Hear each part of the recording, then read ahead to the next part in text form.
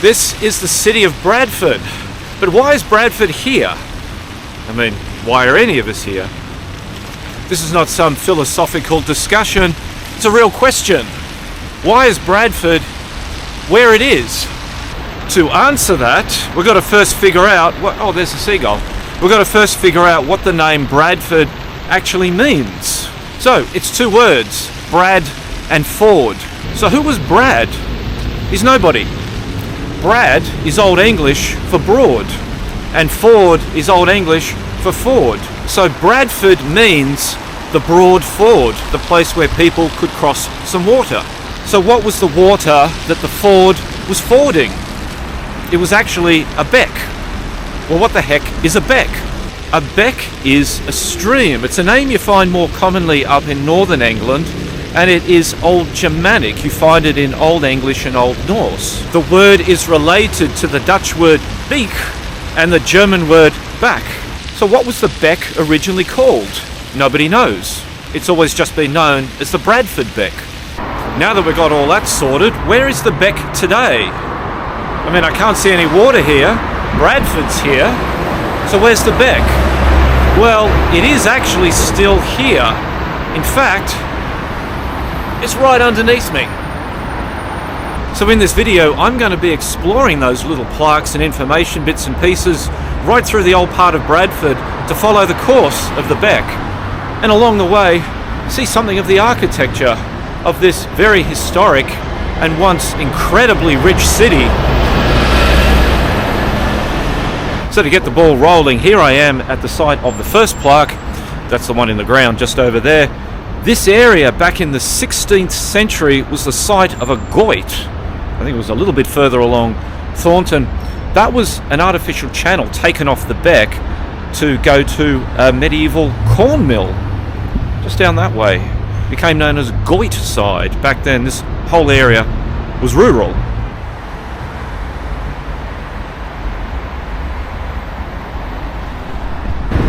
That thing's absolutely terrifying. What a frightening sculpture of a child taking its first steps. That's going to be in my nightmares.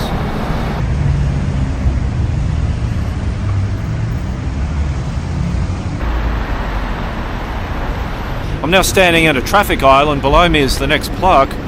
This is the site here of a riot in 1891. Workers at a very large mill at Manningham, which isn't too far from here, went on strike because of reduced wages. And it was a particularly harsh winter then as well, so no one was too happy. And this is where the riot was. They all were eventually more or less forced back to work.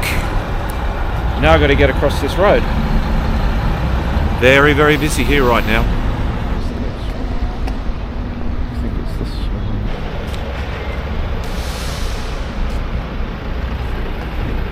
So I've just come over the road from where I was standing there on the traffic island. This is where corn mills were located in the medieval period, and there were two channels. We're back in Goit territory again, brought here to power what was probably a big wheel, big giant water wheel to turn this and turn that. Whether the water went over the top or underneath, I'm not sure. By the way, a channel going to a water wheel is called a leat. So a leat going to a goit. And this is where it was. This is where the water met the beck. Reading on this information thing here that local history group have put out, I think, they're saying where you are stood. Let me see if I get this right. I'll read it. It says, you are stood where it met the beck. This is a funny thing I've learned here in England, is that I would say you are standing at the site or the junction where the two water channels met, whatever the thing is that you're at. So I would say standing because that's present tense, but they say on here, you are stood. But isn't stood past tense? I don't know why I do this to myself. Those two soldiers there, the sculptures, kind of look like they're playing hide and seek around the memorial.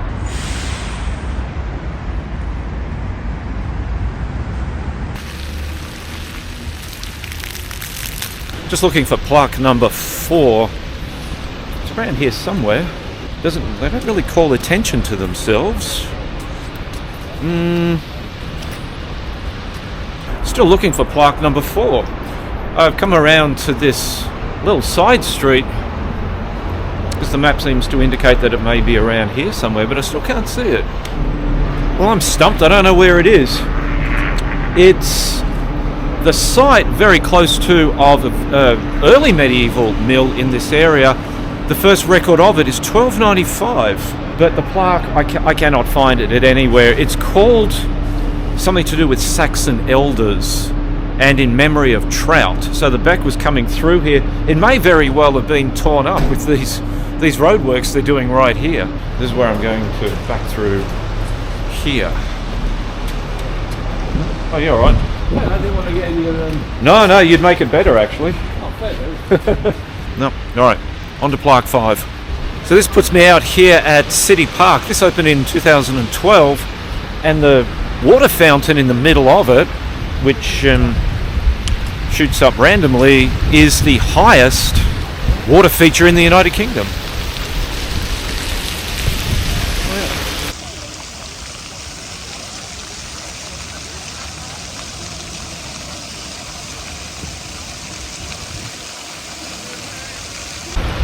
Very lovely spot down there at that where those fountains are and the water shooting up. The only thing I've thought about with it is that it seems to be populated only by men.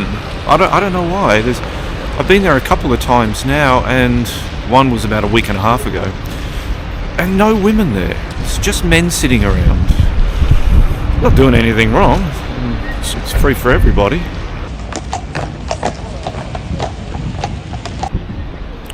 Bradford City Hall, opened in 1873, and a very beautiful building.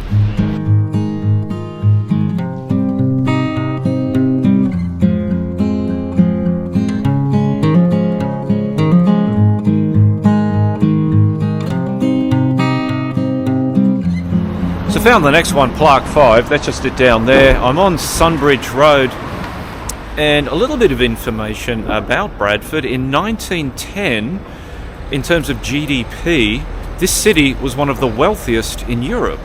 And the plaque here says, in pure flow below Sunbridge, fish once chased.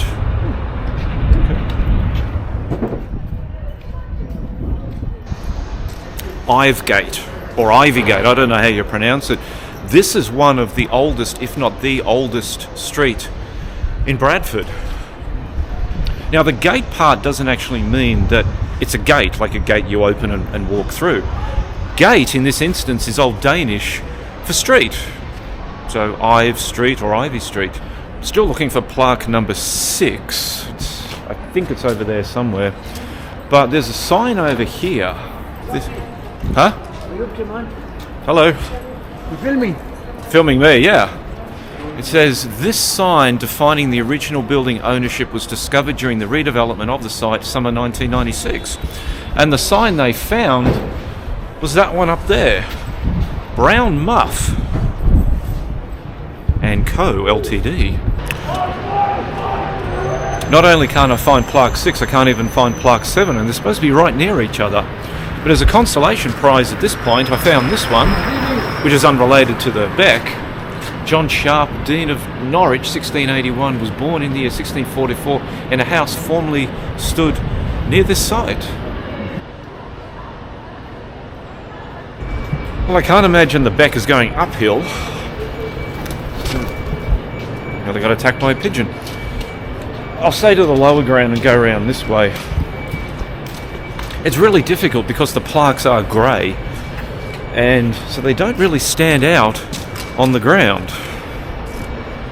So I managed to find plaque number 8, and this is outside the old bank, which I believe was a pub, and probably was originally before that a bank. Here it is down here, and it's talking about cherished sparkling Beck, degraded to a midden. See, the thing about the Beck is, it became so polluted with the industry that grew up very quickly here in Bradford that it became known as the dirtiest waterway in Britain. So that plaque there, here on Market Street, which was originally called New Street, indicates just how bad the water became here. But wouldn't it be incredible, though, if you could go back in time, say, to the Mesolithic, the Middle Stone Age, when the forests had grown back, the ice had gone, and where I'm walking now would have been along the side of the water, and animals and the trees and the clean fresh air and people, you know, hunting. Well, I found plaque number 10. Here it is. It's on Bank Street, and the reason why it's called Bank Street is just because there are a lot of banks here serving the commercial needs of Bradford. I didn't mention it before, but these plaques have a little arrow on them. That's the plaque down there, indicating the direction of where the water used to flow. Oh, I do beg its pardon, that's plaque number 11. 10, I don't know where 10 is. Anyway. But yeah, but that's number 11. It's called Whispering in the Dark, Awaiting a Rebirth. So I found plaque number 12. It's outside the Broadway. Not Broadway, but the Broadway. So there's the Broad word again, from which we get the word Brad. This is plaque number 12 here.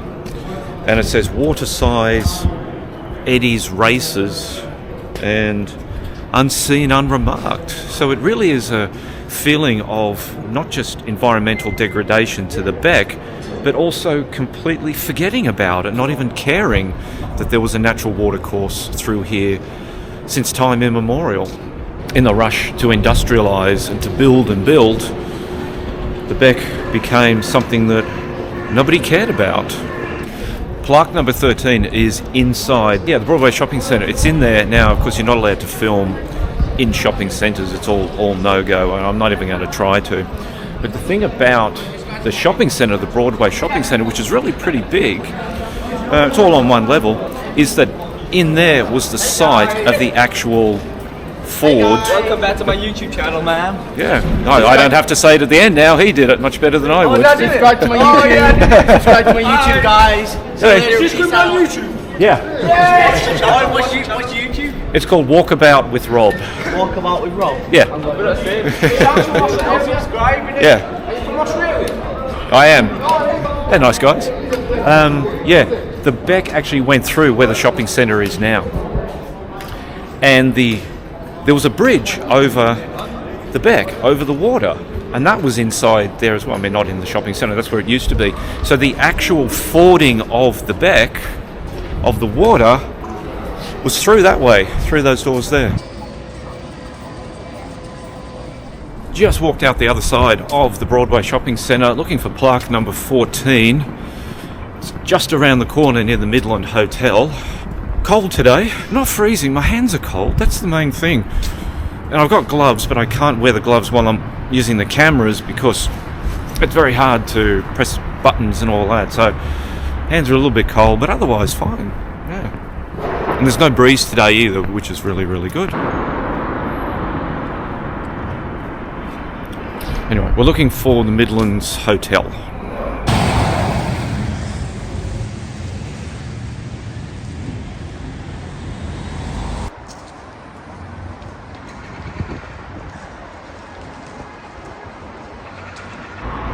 Behind me is the Broadway Shopping Centre, and over that way, that big building, that's the Midland Hotel.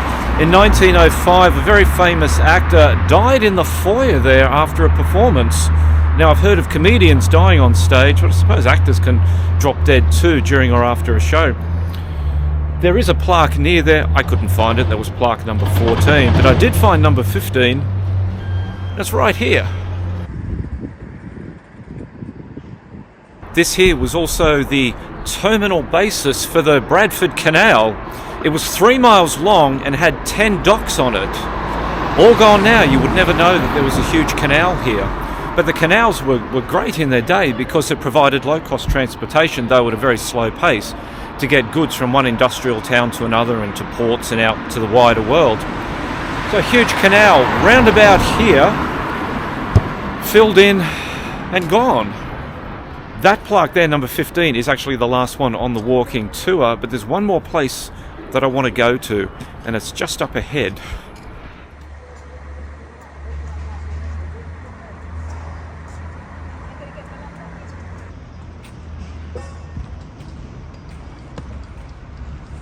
Right there is Bradford Cathedral. There's been a church in one form or another on this site since the 7th century. It was monks from Dewsbury who were sent here to evangelize the area. At some point soon afterwards, most likely a little wattle and daub church was built on this hill, and the Bradford Beck flowed just down the hill, down that way. You can't see it there, that's the deanery. It was then in about the year 1200 that a second church was built, and that lasted until the early 14th century, when a Scottish raid came down here and destroyed the church and probably much of Bradford as well. And then in 1458 a third church was built on the site, and that's largely that one right there.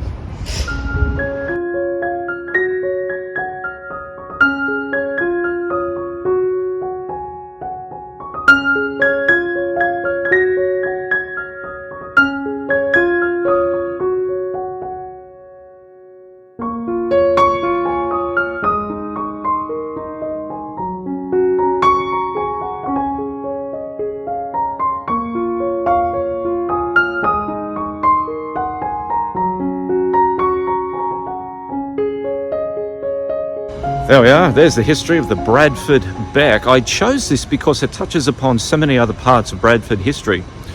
By the way, Bradford was once the wool capital of the world. It's now the curry capital of the UK. It is also the very first UNESCO city of film, beating out Cannes, Venice and Los Angeles. Oh, and it's also the highest city in the UK at 169 metres. Thanks for watching the video. I hope you liked it. If you did, please consider hitting that like and the subscribe button. I'll see you again soon. Oh, and one more thing. That's the Thornton Road just there. And if I make a left turn down this little alleyway, come down here, weave in amongst these cars, and there's some flowing water. The Bradford Beck. I couldn't end this video without showing you some water.